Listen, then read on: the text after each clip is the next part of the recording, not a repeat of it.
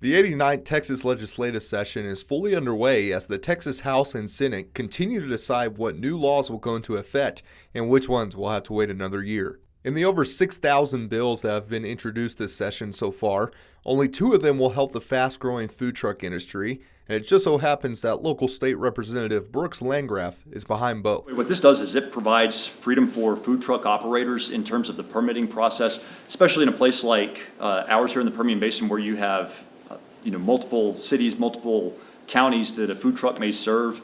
Rather than forcing those operators to get different permits in each jurisdiction that they're in, what if we just had one statewide permit that would allow them to operate legally and in compliance with certain health and safety regulations? House Bill 2683 was first filed on February 11th by State Representative Brian Harrison.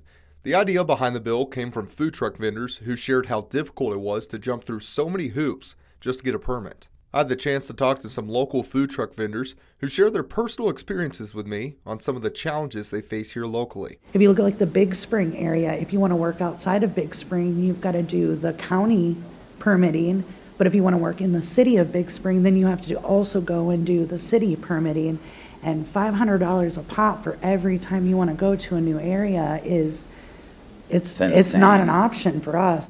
Most of the times we'll get invitations from Lubbock, La Mesa, Pecos, and all those cities to come and do events. And because of those barriers of, having to do a permit, or they might ask us to do it a month in advance, the time that it takes to do all these things, you might not be able to close your business for that time frame to go get those things done. The process of becoming a food truck vendor is no easy task. But while this bill won't help solve every issue, it'll at least help mitigate some of the more frustrating ones. The uniformity of one permit statewide is all anybody could ever want, because we all have horror stories about having to go in and get our fire marshal inspections done at all these towns and getting all of our permits done.